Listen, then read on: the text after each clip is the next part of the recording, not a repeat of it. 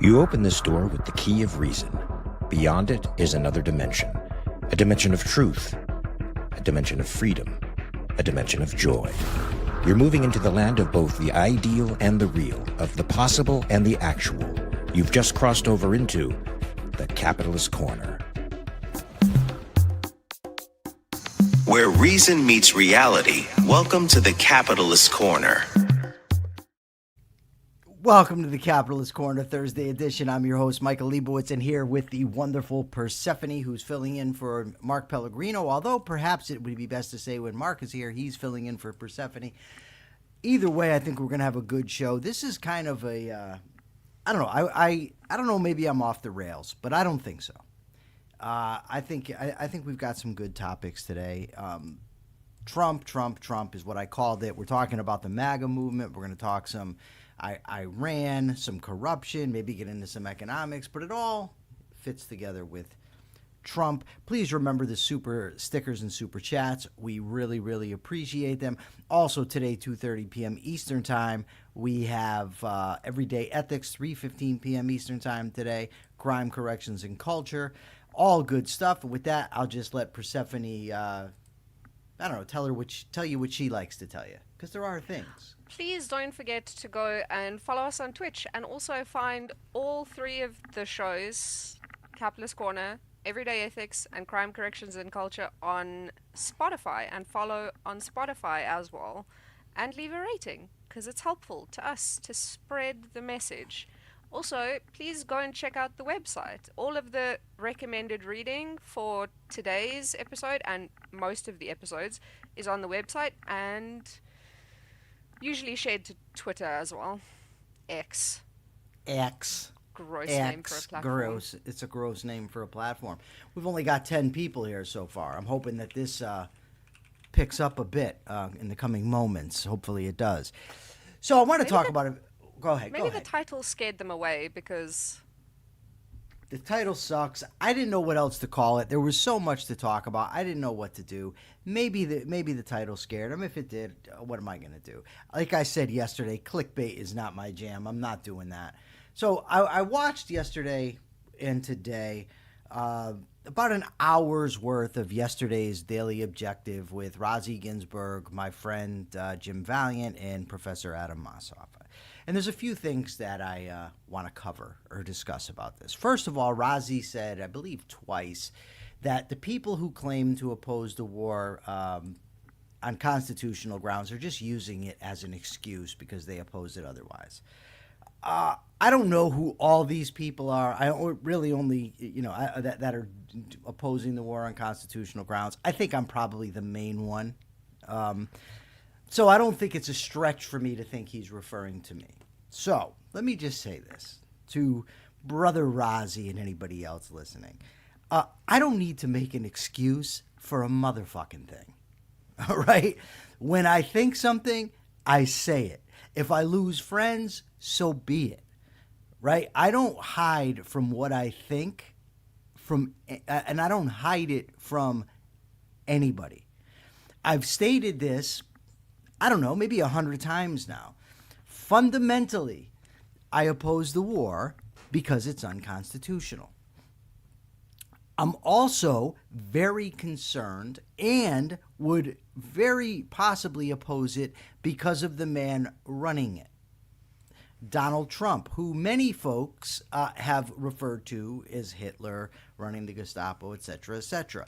Finally, I don't believe that the proponents for the war have made the case. I'm convincible. I think that the Iranian regime is an evil regime. I think they've attacked Americans. I think they want to promote their little fairy tale of a religion, put it out there. So I'm open to it. But when you tell me that they're on the cusp of a nuclear weapon, on the cusp of ICBMs, which it's just not accurate according to our own intelligence, that makes me skeptical.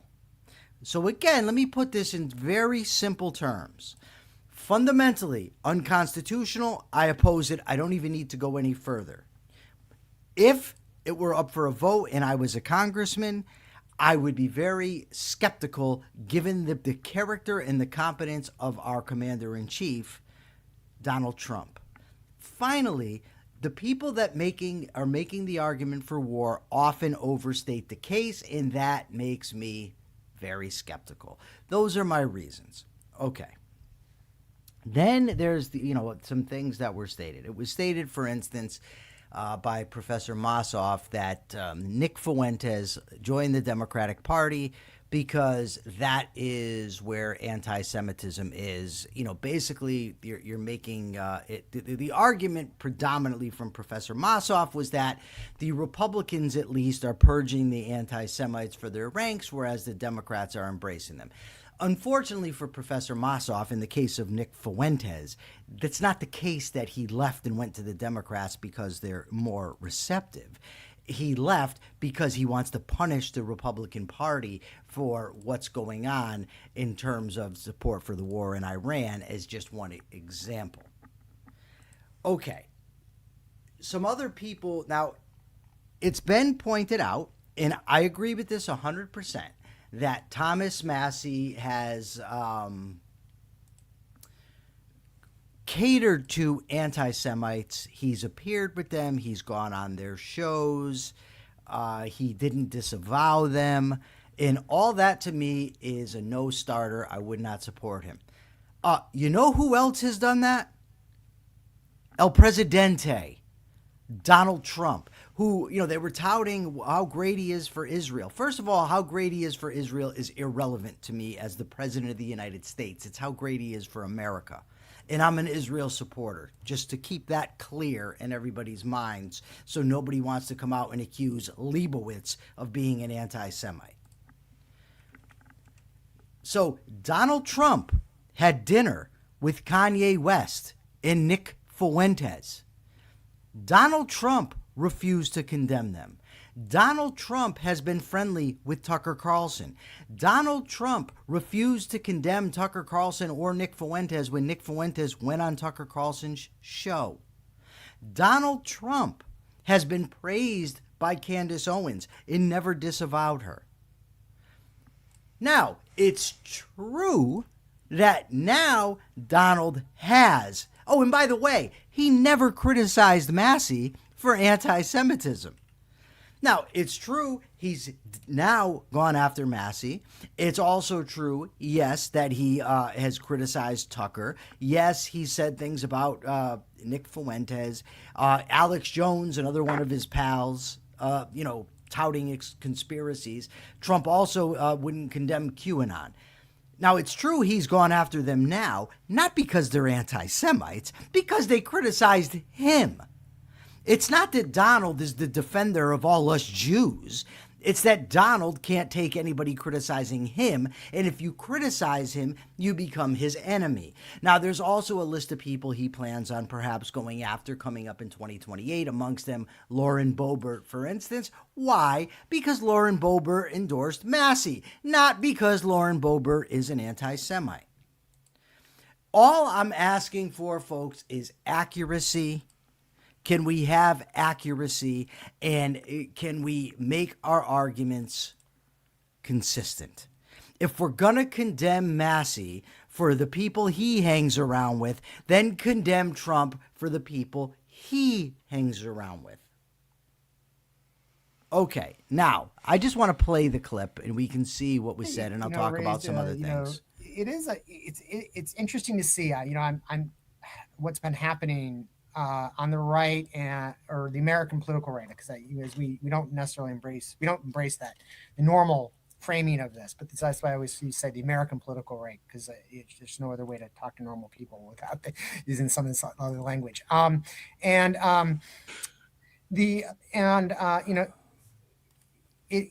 It is hopeful, right, that Tucker Carlson and Candace Owens, who were originally very much part of the right and MAGA and Trump supporters, that their anti-Semitism and embrace of collectivism as expressed through anti-Semitism has made it very clear that they actually are not welcome in the Republican Party. And so in a certain sense, Trump's support of Israel made it very clear actually, who and what these people were and are Nick Fuentes and Candace Owens and Tucker Carlson, to the point that then they are now, as James was saying, they're being excluded politically, and they're even shifting politically to the Democrats. So I'm hopeful about that. Yes. Here's why I'm not as optimistic as you about that. Okay. They are not shifting to the Democrats. Nick Fuentes said he's going to be a Democrat to punish Republicans. So that's not true. It's not true that they've been ostracized for anti-Semitism. It's also not true, as Professor Mossoff goes on to say, that Marco Rubio is a star who embraces the founding principles. Marco Rubio is a political actor, an ass kisser, and a sellout. All you have to do is go back a few years, watch the things that he said about Donald Trump. Trump hasn't changed. Rubio has. So, yes, they're pro-Israel. No, they are not pro the founding of this country. They are not pro-Constitution. They are not pro-free markets. There is no world in which Marco Rubio is a star by objective standards. I'm sorry, not true. I Like Numbers is right for once. He says some cases, I'm just going to call him Scott because I'm pretty sure that's who it is. Scott says that in some cases their anti-Semitism turned them against Trump. I don't doubt that. I'm only saying that Trump did not kick them out. Republicans have not kicked them out because of their anti-Semitism. And I mean, J.D. Vance and Razi actually pointed this out. J.D. Vance hasn't disavowed them, and he is likely going to be their runner coming up in 2029. So again, I just want truth. Let's just be truthful. Let's be accurate in the claims that we make. I tell people on this show all the time, fact check me. If I make a claim, fact check me. And it's not because I can never be wrong. I might misstate something. I might get something wrong. Then you can correct me and I'll say, yes, you were right. But I'm usually don't need a correction because I do a lot of research in order to put this show on. Persephone, before we get to the next round, what do you think about this stuff? Well, I mean, you don't have to have a strong opinion. That's okay. So I listened to about 10 minutes of that video, so that I could snip part of it, and it was just kind of painful to listen to. I was going to put that out there. I didn't enjoy it. He was very, very, very complimentary about Rubio. And it was just kind of painful, and you can kind of see an ulterior motive, like when they're talking about things that they're not. Does that make sense? Yeah, I don't like to ascribe the ulterior motive, only because it's very subject to interpretation, and I like to just stick with the facts. Mr. Deagle says, Adam also said that it doesn't matter who the president is when the U.S. goes to war. Considering the current situation with Iran, that's a really stupid argument. Yeah, very. So I was going to jump into the corruption stuff, but no, I guess we'll jump to the Iranian war. Evidently, Trump and Netanyahu had a tense conversation. Netanyahu, correctly in my view, says, and I'm not a Netanyahu guy, but he says that the Iranians can't be trusted. They're not going to make a deal on the nukes. I agree. Trump seems to think that there's still time to hold out on a deal. He said he's not in a hurry, but he's referring, of course, to the midterms. The headline here is from Newsmax is a little misleading because it's not like he's just saying, "Oh no, I'm in no hurry." The context is in relation to the midterms, but nonetheless, he's insistent that they want to make a deal, despite the fact that the Iranians are saying, "Well, we're not giving up our enriched uranium. You can forget about that." So we've also got this situation now. Evidently, Iran has consolidated. This is from Newsmax also. Iran has consolidated its control over the Strait of Hormuz. That's not good news with gas prices going up. Other prices are anticipated to go up as well. And I was talking to Jim Valiant this morning, and I told him it seems to me there's only two ways that Iran can be beaten right now. One is basically the nuclear option. And I guess it doesn't actually mean it has to be nuclear weapons, but they can be completely eviscerated with bombs that would probably, might, I'm not going to say probably, but might require nuclear. You could try it that route, or you could send in ground troops and have a very bloody, long war. This negotiating and strategic bombing isn't just not going to beat them. Trump keeps saying they are dying to make a deal, and they keep telling him, fuck you. Over and over and over again, this is occurring. So I just don't see that, that happening, the deal thing. So I don't think that Trump has the will. I don't think the country has the will to send in the ground forces that would likely be necessary to win this war. I don't think people are going to accept the type of bloodshed that would be required from the Syria's bombing campaign.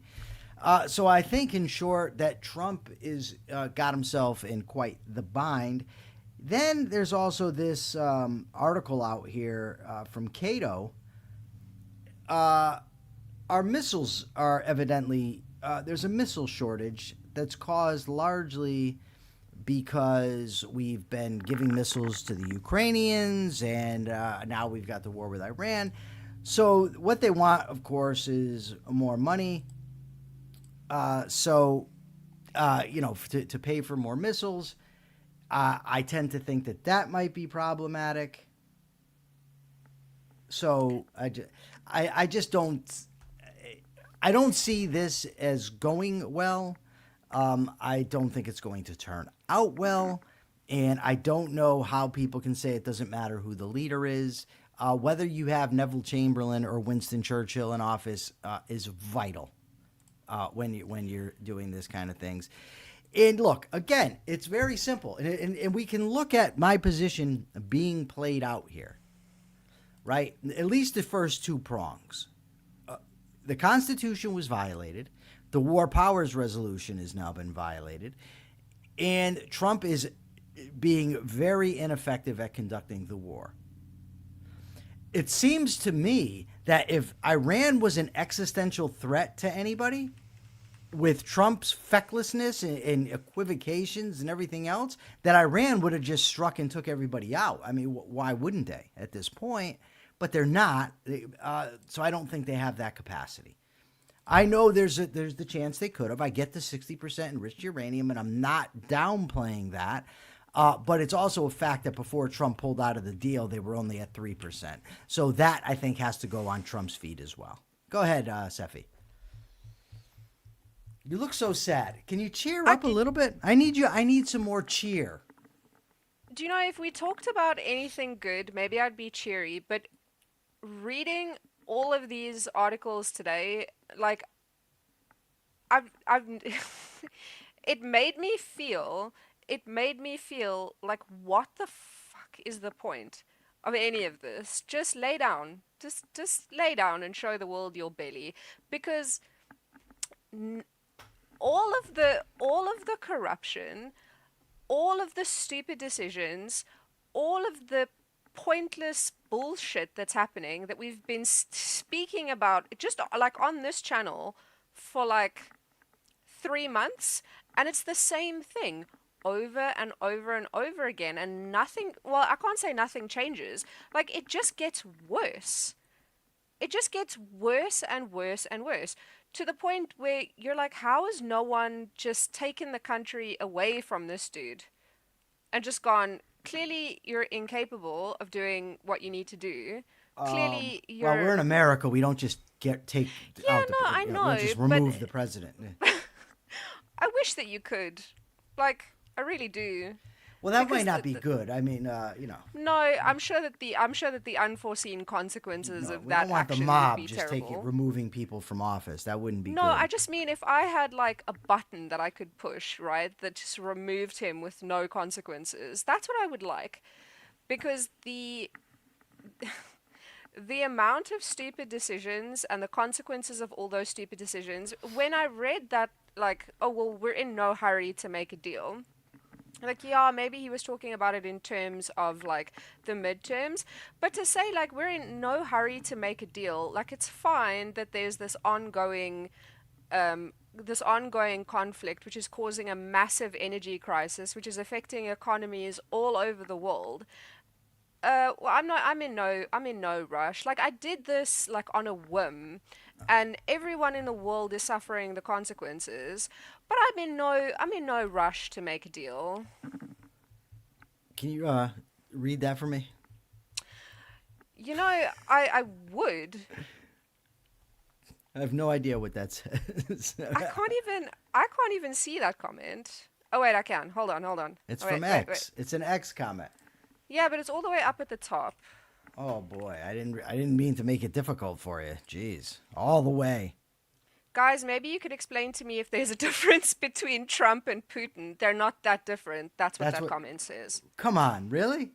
Yeah, guys, maybe you could explain to me if there's a difference between Trump and Putin. They're not that different. Thanks, Natalia. You're right. There is not much of a difference. Yeah, and Jason Adams says that Trump fired all the good generals. Trump has surrounded himself with ass kissers, of which Marco Rubio is, of course, one. And whether they come in Russian rubles or rands or whatever else kind of money out there, we love the super chats and super stickers. I'm just saying. Mr. Deagle says, on top of the Iran nonsense, he said that Taiwan took our chip industry. Yeah, I saw that. The guy is just unhinged. Robert said something good a while back. And Robert said, at least with previous Democratic presidents, we could understand the philosophic principles behind their actions, altruism, collectivism, and pragmatism, and we could fight that, as I did, loudly, publicly, from Detroit to D.C. But with Trump, there's nothing but emotionalism, graft, and general awfulness. Robert, a freaking men. So, just to talk about the missile shortage for a second, right? Mm-hmm. When I read the amount of missile, the total amount, dollar amount of missiles that the United States had sent to the Ukraine, I was like genuinely a little bit gobsmacked. So they're 14.5 billion in drawdowns for Ukraine, which is nuts to me. And considering the US is like the leader in military spending, for you guys to now, be short on missiles. So this is what the author says. The administration is requesting $70.5 billion, which is a 188% increase from last year's budget. What she says is that the United States is in a munitions crisis because both the executive and the legislative branches, regardless of which political party is in power, fail to exercise restraint in protecting the U.S. war chest. It talks about giving weapons to the Ukraine and, of course, the war in Iran. And a lot of, when I've had discussions in the past, for instance, about foreign policy. And look, I'm not a pacifist by any stretch of the imagination. But I find that a lot of times in these discussions that people don't seem to grasp. It's almost like, let me give you a metaphor. So I used to listen to sports radio, and they were talking about the Red Sox and their budget and who they were going to hire and who they were not. And, they were talking, the talk show hosts were talking about, well, we shouldn't pay this guy that much money. You shouldn't pay him this money. And a caller called in and said, well, it's not my money. I don't care how much they pay. And the host of the show said, okay, but then there's nothing to talk about then, because we'll just all say, yes, go get every player, pay him $50 billion and we're fine. The fact of the matter is the team is actually constrained by league rules and the amount of money they actually have. So if you look at the situation here, and Mark, whom I love, has talked about, we should be defending Ukraine. We go after China, go after Russia, and I point out, you don't have the money to do that. We don't have the materials to do that. People seem to think that because the United States is the richest, strongest country on earth, that we have an unlimited supply of munitions, we have an unlimited supply of money, of missiles, of men. We don't. When you use these things, they get depleted. The military in the United States, somebody can correct me if I'm wrong, I believe traditionally has been designed to fight two wars, to be able to fight two wars at once. The problem is we're funding the war in Ukraine. We're giving them weapons. We give Israel weapons or sell them weapons, however you want to look at it. We have a war that we're now in with Iran, and we're also trillions and trillions and trillions of dollars in debt. This stuff does not have an unlimited quantity. And you can't just go around and fight all the wars that you want and not think you're going to pay a price here at home. And unfortunately, the president never thought that it was necessary to explain to the American people the price that was going to be paid, what the goals were, what we were after. So the U.S. military was officially designed to fight two major regional conflicts during the 1990s, but the two-war construct has been largely abandoned in favor of focusing on one primary high-end great power conflict. So my issue is, or my thinking is, that you can I'm a bleeding heart, right? So I want to support the people in Ukraine. I want Iran to be free.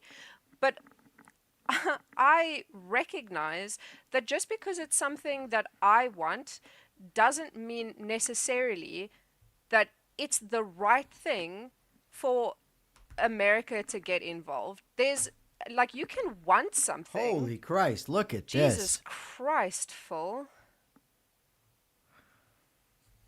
We're back in business. 100 pounds from Phil. Mike, I had to interrupt you. When it's 100 pounds, your little whatever you're talking about has to go. I'm sorry, Persephone. Phil says, Mike, thinking of our need for a rational alternative politically on both sides of the pond, how do you, Mark, and other invested supporters think of progress in the capitalist party? Also, hi, Persephone, and how is your Woofton Bowser?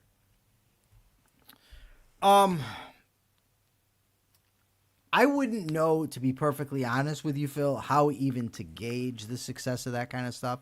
I don't know how to gauge the success of movements politically.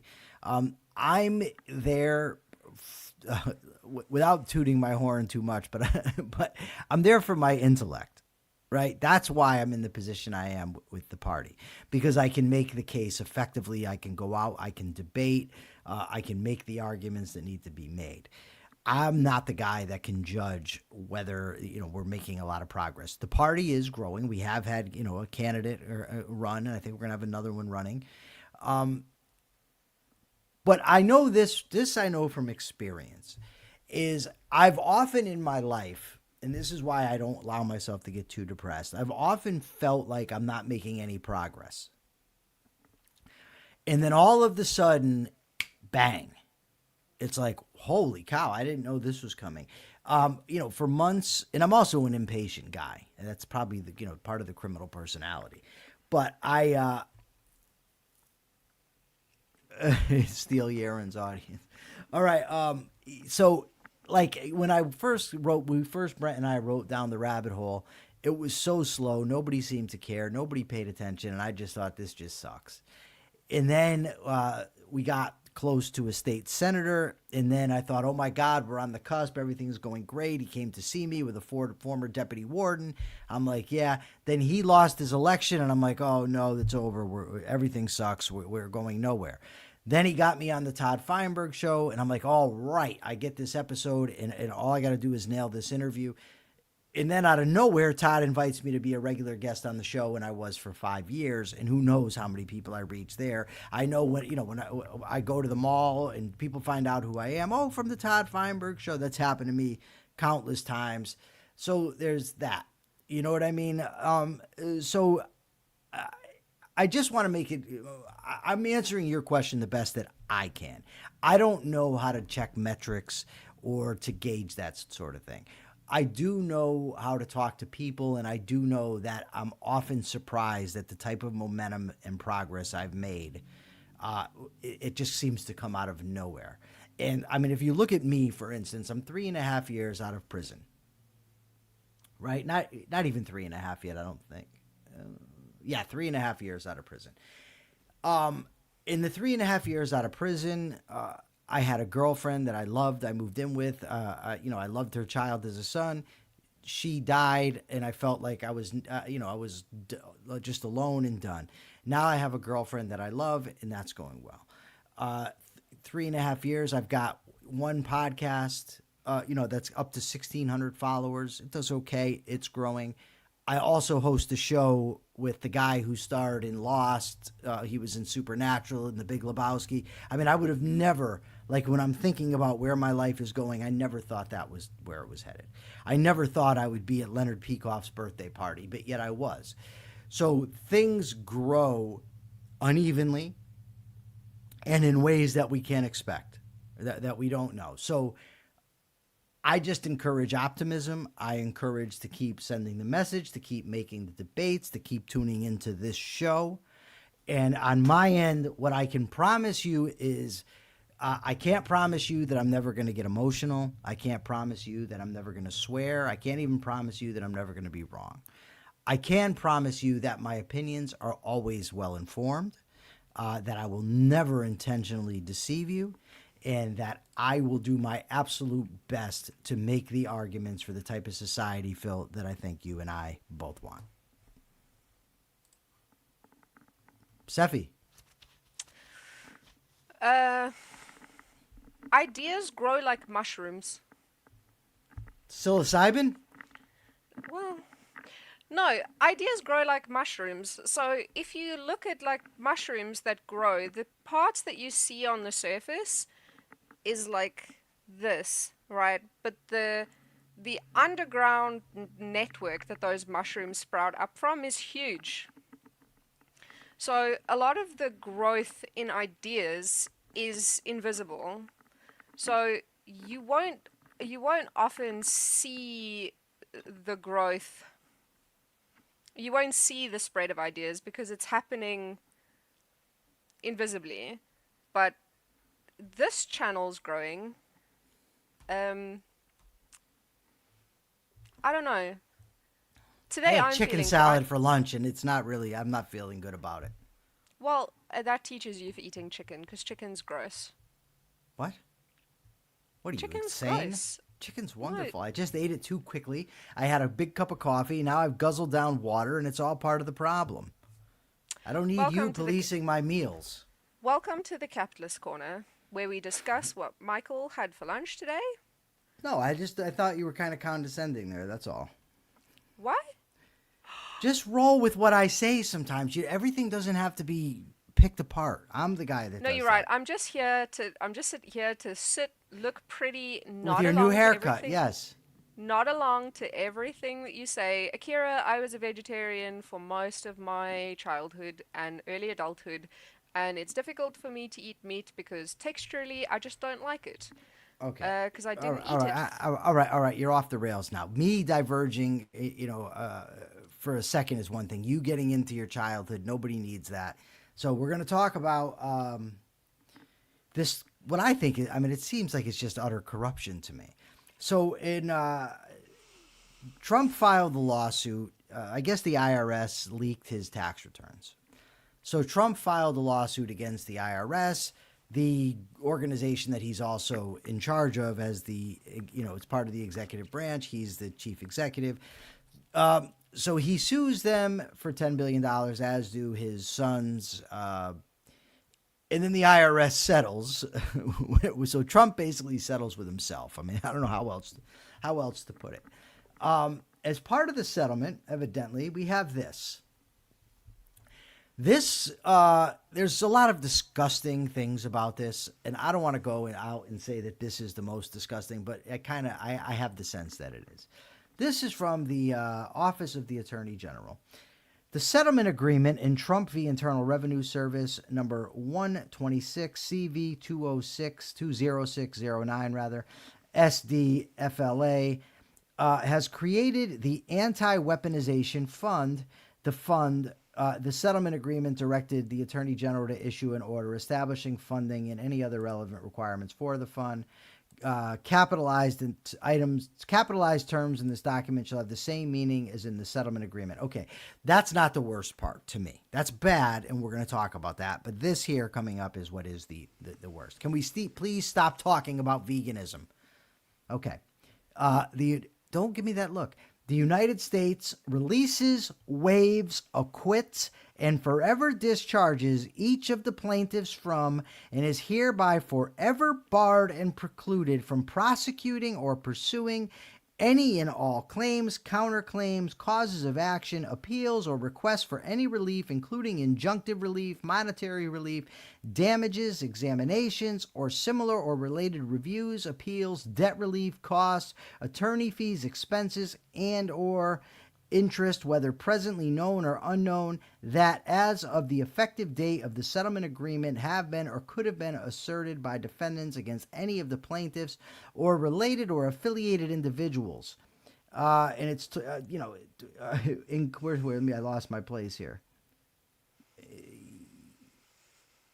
Including, without limitations, family or others filing jointly, or parties including trust, parent, sister, or related companies, affiliates, subsidiaries, by reason of, with respect to, in connection with, or which arise out of any matters that were raised or could have been raised in the case or the pending agency claims. Okay, basically, Trump and his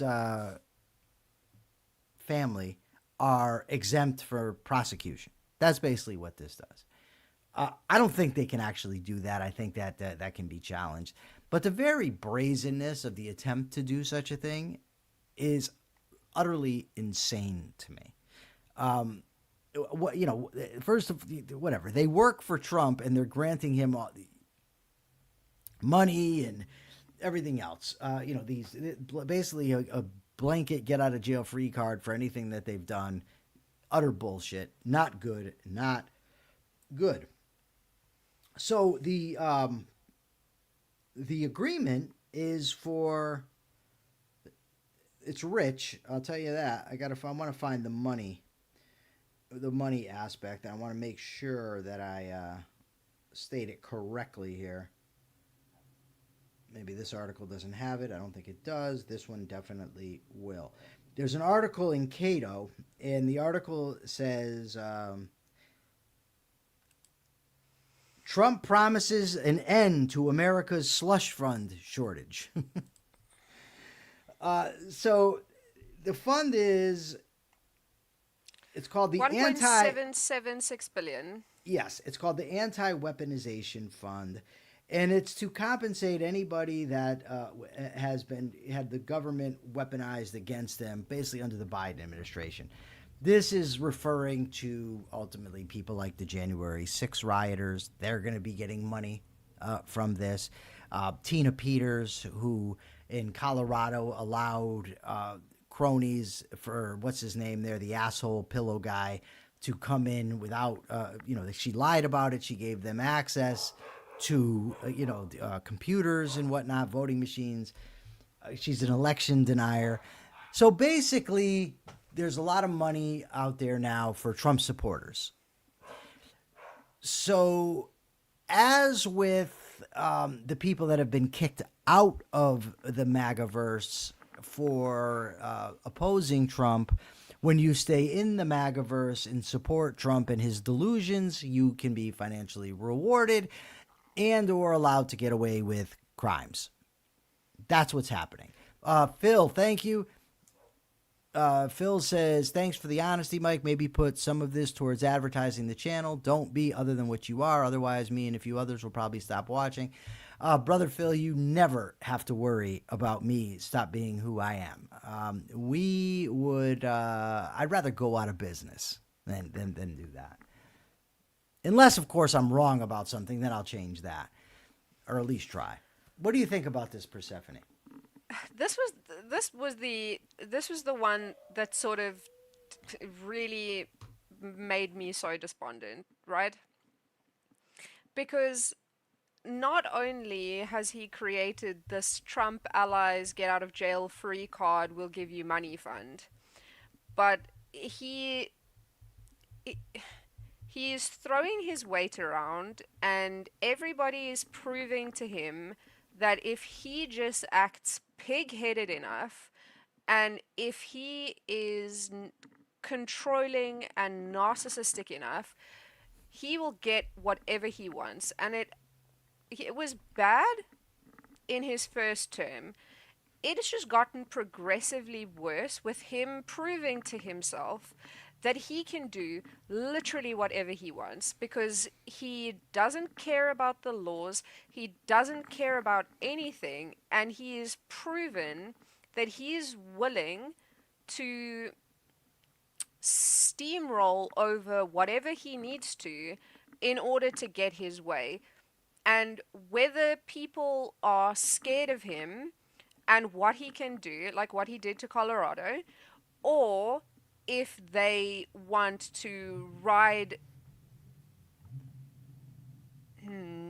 the gravy train, we'll say that, and they want, to benefit from him in some way, it's just proven over and over and over again that he can do whatever the fuck he wants.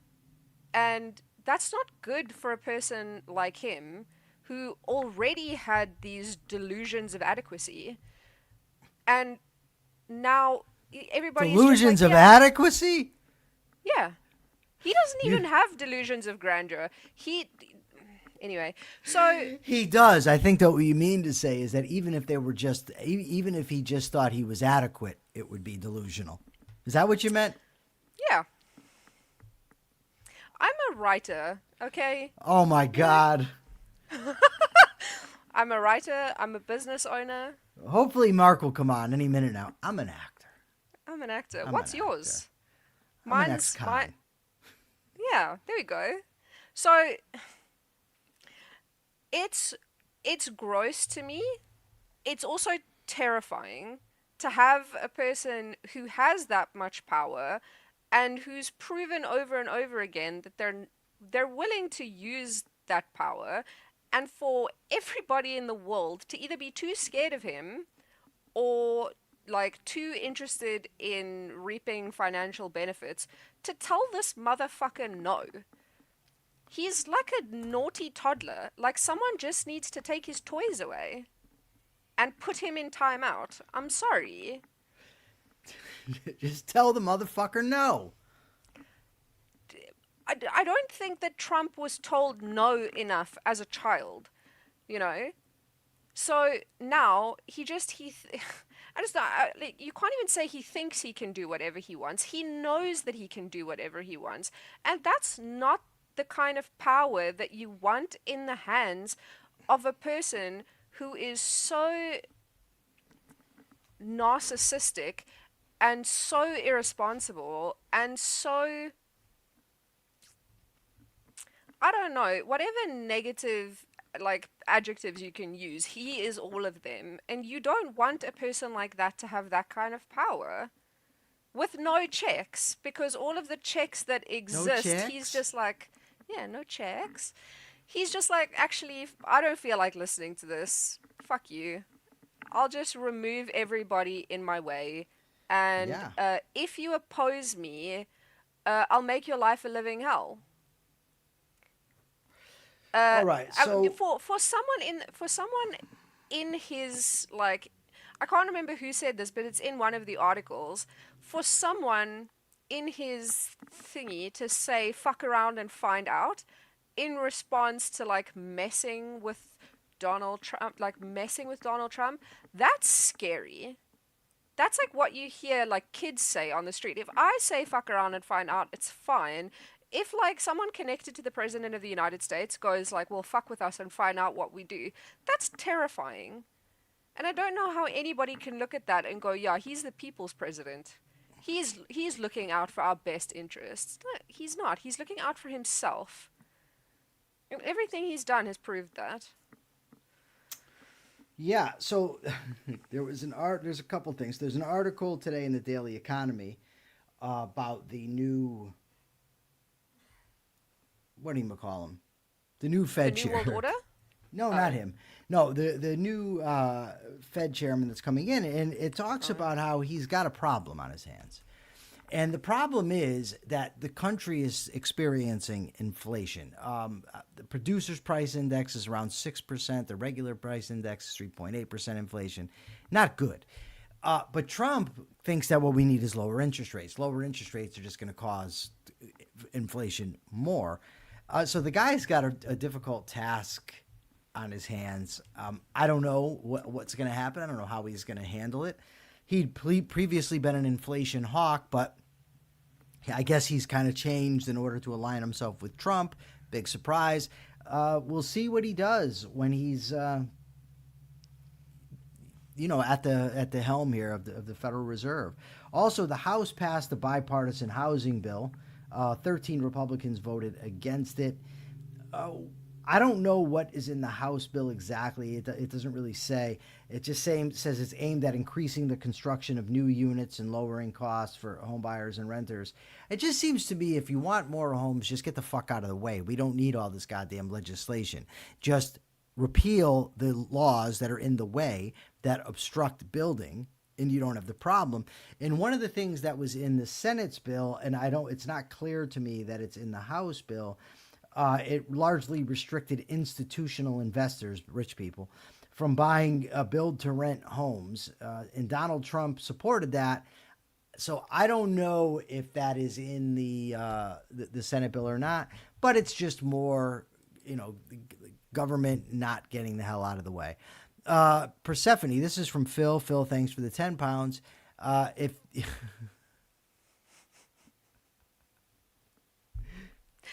I don't doubt that. I don't doubt it either. Phil says, Persephone, if you read the Hare PCR checklist on psychopathy, you'll find that DT covers a lot of bases on it, but not necessarily too high in analytical ability. I would recommend, rather than the British Hare psychopathy checklist, I think the Brits go by that a lot more than Americans. I would suggest looking at the diagnostic criteria for narcissistic personality disorder. They're both cluster B disorders. Don't get me wrong. And so they share a lot of similarities. But thanks, Phil, for the $10. So there was another article also in the Daily Economy about the sort of the end of free trade. That free trade is not what's occurring. Now we have really managed trade, different countries making deals, and the United States is going primarily toward Asia on this. None of it's good from a capitalist perspective, which is why we need to continue to be here to make these arguments, to tell the truth, even if sometimes maybe the language that we use isn't really loved by everybody. I really like that J.D. Vance called it the New The World who? Order. Who? J.D. Vance. What'd you say, though, originally? Vance. Vance. J.D. Vance. Yes, he did. He said there's a new world order, which, of course, gets the conspiracy people all up in arms, which is fun. Yeah, I hate the language. I hate the language of saying there is a new world order, because there's connotations to that. I don't buy into the conspiracy theories. I just don't like the language. I think it's ugly language. I like the NWO in wrestling when it first came out. When Hulk Hogan turned heel, I thought it was great.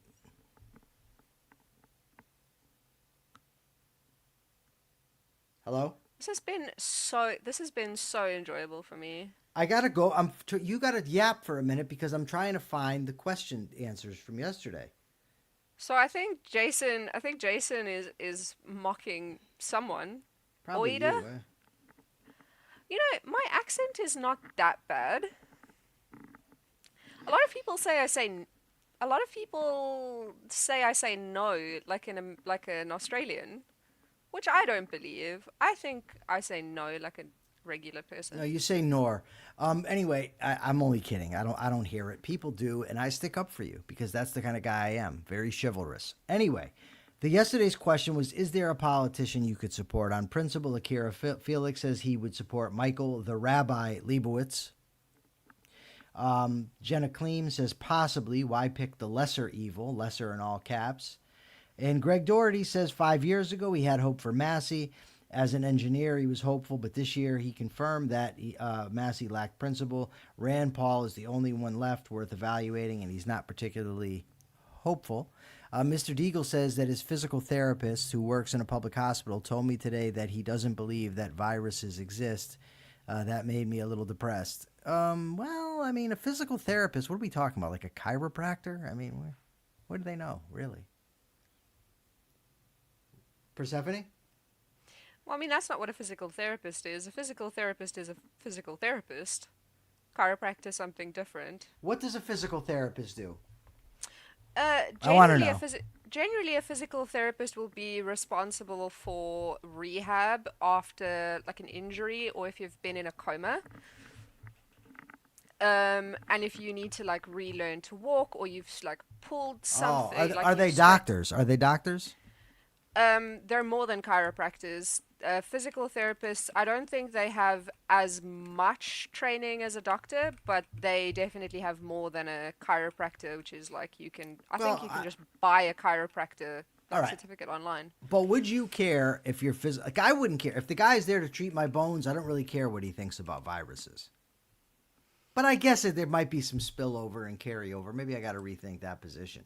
Okay, so a physical therapist is a physio, and if it is a physio, which is a physiotherapist, then shut up.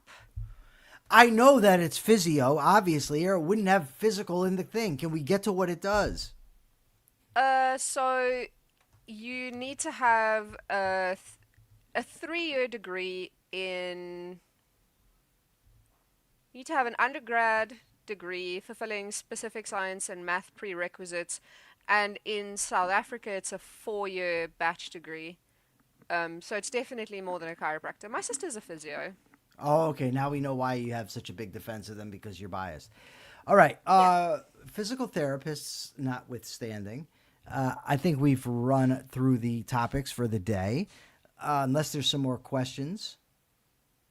Are there any questions from folks in the audience? No? Okay. I should have Persephone give the capitalist thought of the day, because I'm always giving the capitalist thought of the day, and I don't think that people really appreciate it. But I'll do it anyways. The capitalist thought of the day is government get out of the way. We don't need governments passing laws to encourage X, Y, or Z. The only laws that they should be passing is repealing the laws and obstacles that are already in place. Remove the obstacles, free the people, free entrepreneurs, lower taxes, deregulate. That's what needs to be done. And as Akira Felix is saying, there's really not any politicians out there who are advocating this. That's my capitalist thought of the day. And you can ask the question. That's your job for the day. Can I ask kind of like a weird, maybe kind of complicated question? How do I look so good when I'm 50? No, that's not a complicated question. Well, it is, because I stayed out of the sun for a lot of years, so my skin hasn't been wrecked. I mean, you didn't really have much of an option, did you? That's my point. No, so I have a really weird question. If the government in America banned billionaires, what do you think would happen? I'm curious, because I had a No, I'm not asking you. I'm asking the audience. Oh! I'm sorry. I apologize. I'm just very curious what you think the consequences would be if the United States government made a law tomorrow that said no one can have more than $1 billion. I'm just curious what people think would happen, what the consequences of that would be. That's a good question. I had a very long discussion about this the other day with someone, and it was interesting. So All right. So you could tell us about that tomorrow when they give their answers. I'm very eager. We might even do that first tomorrow because I'm interested to see what the answers are. So please go to YouTube and answer that question. Very, very curious. Also, 2:30 p.m. today on the Rational Alternative channel, we will be doing Everyday Ethics. And at 3:15 p.m. today, we will be doing Crime Correction and Culture, also on this channel. Thank you so much for your participation in the discussion. Thank you for just being here. And, of course, thank you for the super chats and super stickers. Whatever the amount of time it is until I see you next, please check your premises. Peace.